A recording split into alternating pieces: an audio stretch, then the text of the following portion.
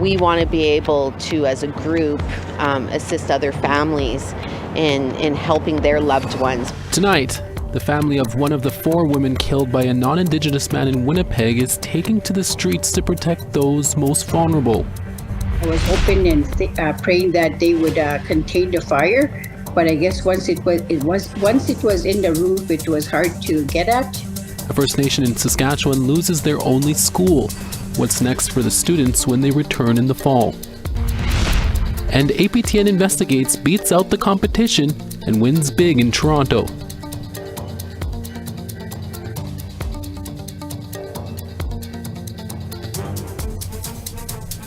Good afternoon, I'm Nisichawayasihk Cree. Welcome to APTN National News. A new patrol group is hitting the streets of Winnipeg next month. It's formed by the family of a First Nation woman who was murdered by a Winnipeg serial killer in 2022. They hope to use their experience to prevent more tragedies like this in the future. Sav Jonza has more. Family members of Morgan Harris are taking things into their own hands. It's time for us to turn our grief into action. Morgan Harris is one of 4 women a Winnipeg serial killer has admitted to murdering. And as Jeremy Skibicki's trial for their deaths continues, her cousin and daughter are hoping to keep other unhoused Indigenous women safe. When I look at things as a whole, over the last few weeks from the trial, and hearing of some of the things that my cousin had to endure, like being thrown out of a shelter 1:50 in the morning, when she was missing, who was really out there doing that footwork. We want to be able to, as a group, assist other families in helping their loved ones, whether that be through, looking into shelter space for them, maybe treatment if they're battling addiction. So just some of those different areas. Morgan's Warriors is a new patrol group hitting the streets of Winnipeg. Melissa Robinson has years of experience under her belt through her time with the Bear Clan Patrol, but she says Morgan's Warriors will have less red tape and restrictions. This type of work is a 24/7 type job. This for us is about our women. This isn't a photo op for us. To get out there, walk for a couple of hours, take some pictures, hand out some food, and call it a day. Our work with this will never stop. Harris's youngest daughter, Elle, says she hopes to lead the walks one day. When I go out there and I see all these people sitting there and they have nowhere to go, and I have a home to go. I have money that I could be putting back into the community. I have the mental capacity to be doing so to help these people heal, and so many others do. They hope to begin patrols next month without the help of Winnipeg Police. We obviously do not have the best relationship with the Winnipeg Police, nor do we have faith or trust in them. They failed my cousin already, and they failed many other women. So do we want to have that part of them being associated with us? No. I'm sure we can figure out things on our own. Harris adds that the community they want to help doesn't trust the police either. They know we're going in there just to look for a person, or just to pick up the used needles on the ground. They know they can trust us. Otherwise, if we had the police with us, they would not go near the door. They would not go near us. They would walk away. Robinson says Morgan's Warriors are eternally grateful for any support they receive, and to join their Facebook page for updates. Sav Jonza, APTN National News, Winnipeg. The inquest into the death of Haven Dubois continues this week at the Royal Hotel in Regina. Numerous witnesses testified, including 2 boys that were with Haven the day he died. Mick Fable has the details. The inquest of the 2015 death of Haven Dubois continued on Tuesday, with various experts and witnesses sharing their testimony. The school liaison officer from Haven's high school testified about the events of the day Haven died. She said Haven's phone was not found that day, but 2 days later was found in possession of his friend, the same friend who found Haven's belongings and brought them to his house, setting off the search for Haven. 2 other people who were with Haven hours before he died also testified. They claim to have smoked marijuana with Haven near their school, but have different recollections on Haven's behavior that day. One said that Haven was acting erratic, having a panic attack, trying to climb out of the car they were in. The other said that Haven was his normal self. A toxicologist who also testified mentioned Haven did have marijuana in his system, but nowhere near dangerous levels. The inquiry will be concluding tomorrow, with more witnesses to testify, hopefully shedding more light on Haven's death and the investigation. Mick Favel, CTV News, Regina. Rochelle Dubois, Haven's mother, walked out on day 2 of the inquest upset over testimony from pathologist Dr. Amer Khalifa on Tuesday. Dubois said she disagreed with the doctor's assessment that there were no injuries on Haven's face. Rochelle was the one who found her son submerged in the water and points to a scratch he had on his head during that time. She is also upset that some of the key witnesses did not show up for the inquest. We will hear more from Rochelle on the inquest later this week. It has now been 14 days since a man has gone missing near Nisichawayasihk Cree Nation in northern Manitoba, with numerous search parties combing the area in and around the community of what was also formerly called Nelson House. 32-year-old Christopher Travis McDonald from the Nisichawayasihk Cree Nation has been missing since May 16th. According to Manitoba RCMP, McDonald had been camping in a bush with a group of people on Highway 391 west of the First Nation and left camp on foot. Extensive searches and patrols have been done by Nelson House RCMP, RCMP Search and Rescue, as well as the use of RCMP police dog services. The community has been praying McDonald is found safe. Christopher Travis McDonald is described as Indigenous, 6 feet tall, 143 pounds, with black hair and brown eyes. He was last seen wearing a black and white Echo sweater and black pants. If anyone has information on McDonald's whereabouts, you are asked to contact Nelson House RCMP or Crime Stoppers. The Waterhen Lake First Nation in Saskatchewan, located about 300 kilometers northwest of Prince Albert, is mourning the loss of their K-12 school after a fire broke out on Tuesday, just one day after the community held their grade 12 graduation ceremony. According to the First Nation, the fire started at around 12:30 p.m. on Tuesday, and smoke could be seen coming from the roof of the Industrial Arts and Shop classroom. Students and staff were quickly evacuated while emergency crews fought the blaze. The Meadow Lake Fire Department and crews from other nearby communities assisted, but the fire quickly spread. Councillor Carolyn Bernard says it will take years to rebuild the school, and so far portable classrooms are being planned for the fall. Mental health supports will also be available for the community members. Saskatchewan RCMP is investigating the cause, and security is keeping people away from the site for safety reasons. Councillor Bernard says the loss for everyone is immense. It was really smoking, so I figured in my mind I was hoping and praying that they would contain the fire. But I guess once it was in the roof, it was hard to get at. So the damage was burning between the roof and the ceiling. Well, a lot of people are really sad about it. It's a big devastation because that's the hub of our community. That's where we have our gatherings. That's kind of the big hall. We use our gym, and we have our wakes. We have our funerals. We have our graduations. We have our community dances. We have our round dances. Following NDP MPP Saul Mamakwa's historic address in his language of OG Cree at the Ontario Legislature yesterday, the leader of the opposition took the opportunity to go after the Ford government over a number of Indigenous issues. NDP leader Merritt Stiles hammered questions to the Minister of the Environment, Andrea Kanjan, about the ongoing mercury contamination in Grassy Narrows First Nation. Here's some of that exchange. It has come to my attention, Speaker, that none of the ministers since 2018 have even set foot in Grassy Narrows. I want to know when this minister or somebody else from this government is going to go to Grassy Narrows, is going to treat this issue with the urgency that it demands, and stop the poisoning of the people of Grassy Narrows. Our first order of business of this government was to correct a historic wrong.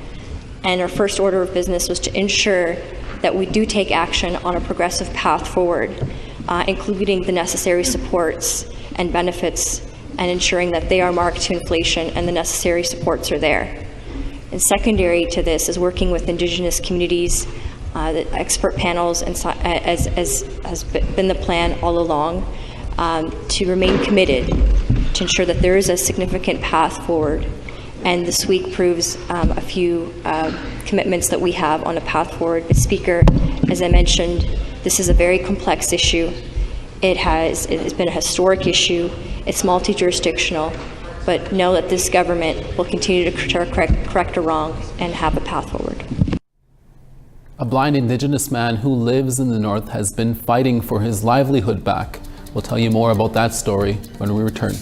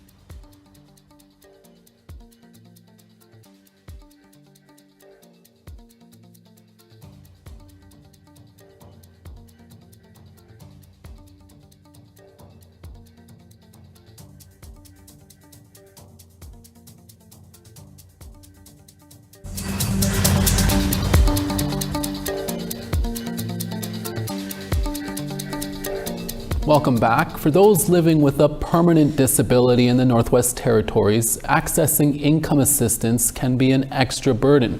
Our reporter Charlotte Mort-Jacobs explains how miscommunication and a complex bureaucracy has left one family to go without. Almost 1/4 of people living in Bechecoon, Northwest Territories rely on income assistance. And when someone is denied that lifeline, it hits hard. Chris Dryneck, a Clicho Dene, has been blind since birth, relying solely on income assistance for over 3 decades.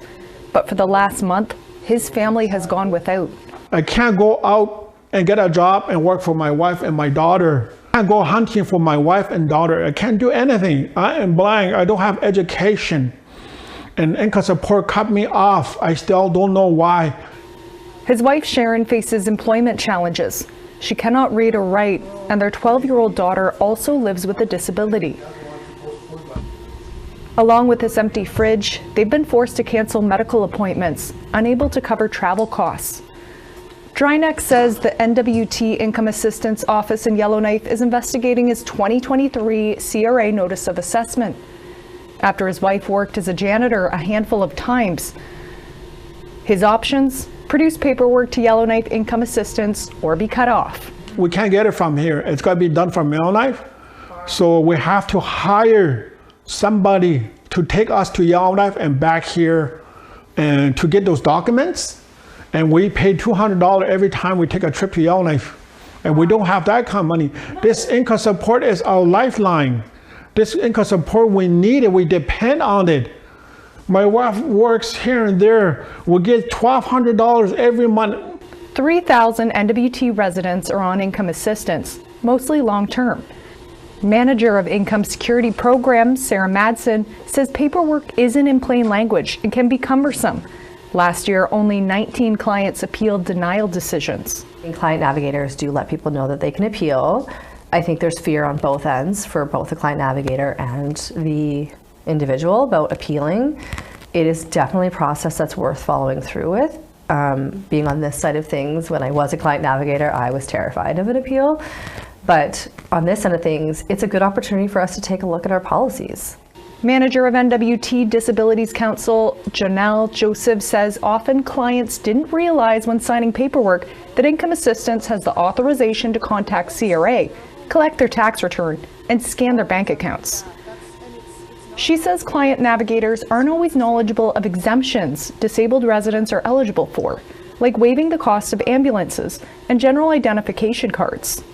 A lot of our clients, we're a disability organization, they have disability. It could be physical or cognitive, so they're very concrete usually. So if you tell me I'm denied, I don't qualify, I think I never qualify for it, so I don't want to apply again. I don't know I can appeal the decision.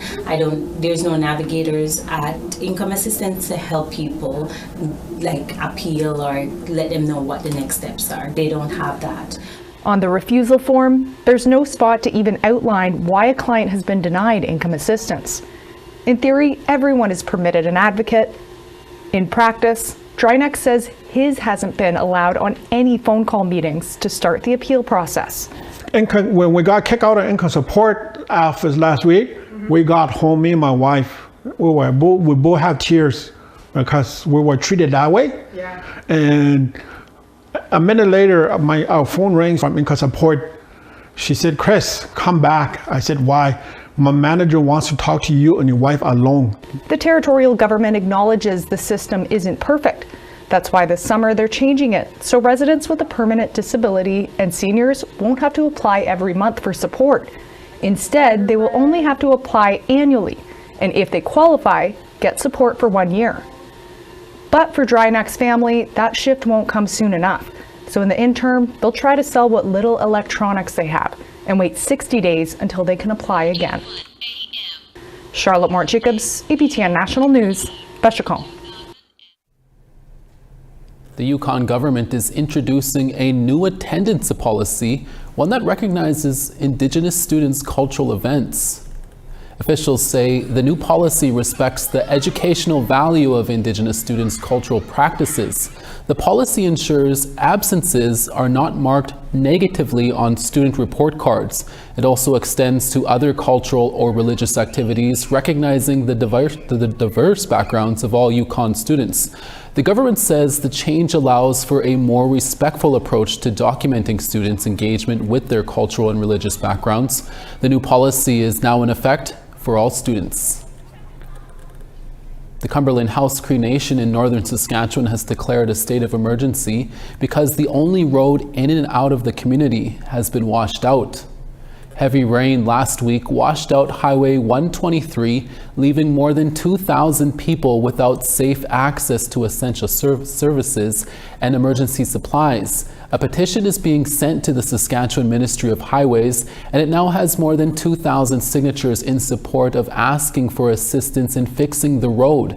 According to community members Janelle Thomas, not only is the road limiting access to services, it's causing serious damage to their vehicles. There's so many people that are affected over there. That highway is just atrocious. You know, driving through there is causing so much damage to vehicles as well. Saskatchewan Highway says they're going to Cumberland House to discuss road repairs in the near future. APTN investigates one big last night, and we have another interesting story from Tina House. Stick around, we'll be back in less than 3 minutes.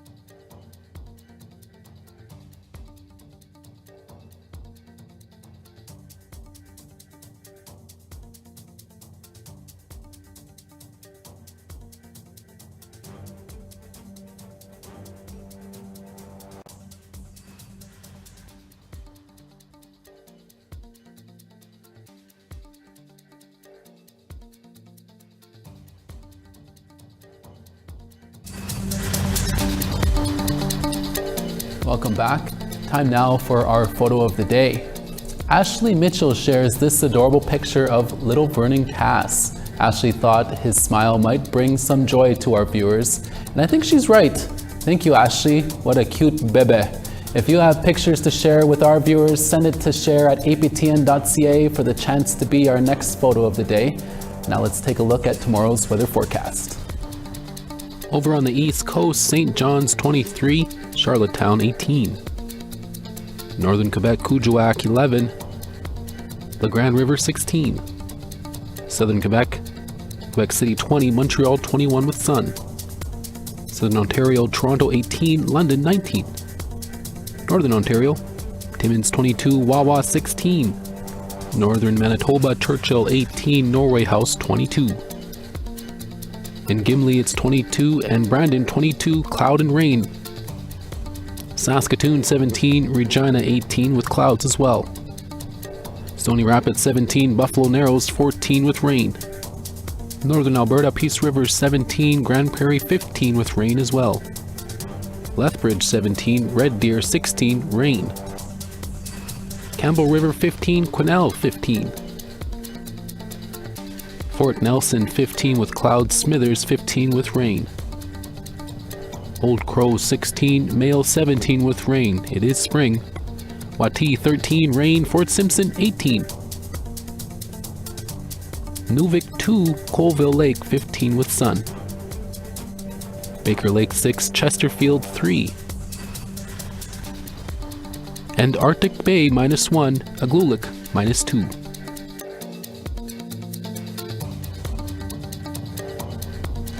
A short film by an Indigenous multimedia artist from British Columbia is currently touring the film festival circuit internationally and winning some major awards along the way.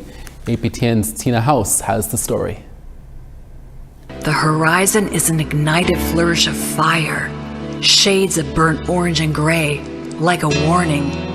In dreams, I swim freely in turquoise water, a woman unchained by trepidation. Night Swimming is a short film written, produced, and directed by Andrea Grant.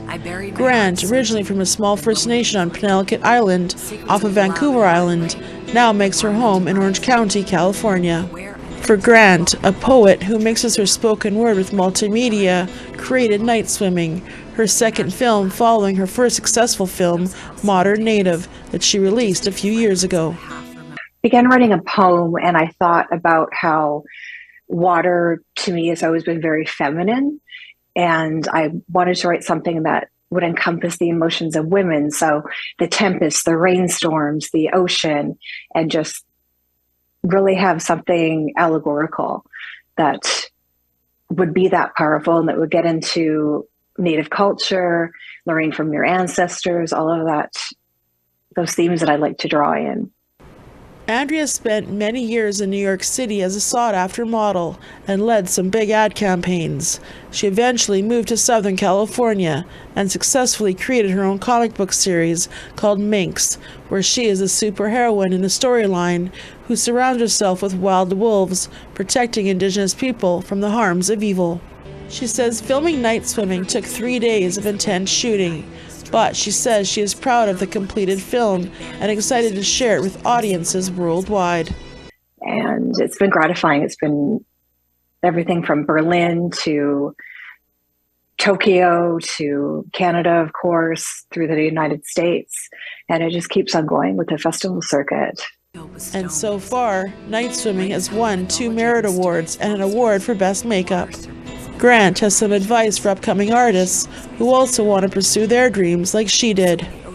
Just start. The hardest thing is getting started. You don't have to worry about the end result right away. Just start your project and figure out a way and get it done. And then everything will be revealed. Your next steps and such as you create, you'll begin to visualize, and you just have to stick with it. Perseverance, I think, is the toughest thing for an artist. Tina House, APTN National News, Vancouver. The Canadian Screen Awards for News, Entertainment and Sports were handed out last night in Toronto, and APTN Investigates walked away with 2 awards. APTN Investigates won for Best News or Information Series, besting the CBC's The Fifth Estate and CTV's W5. It's the second time in 3 years that Investigates has won in the category. APTN Investigates video journalist Rob Smith also took home the award for Best Photography News or Information for the episode Reawakening the Mountains. APTN News and Current Affairs were nominated in 5 categories this year. Earlier today, Little Bird, the APTN Crave limited series about the impacts of the 60s scoop, took home 8 awards in categories like Best Costume Design and Best Photography Drama. APTN is up for 30 CSAs this year, which are being handed out all week, culminating with the gala event on Friday. And that's your newscast for this Wednesday, May 29th. From everyone at APTN National News, thank you for watching. We'll be back again tomorrow.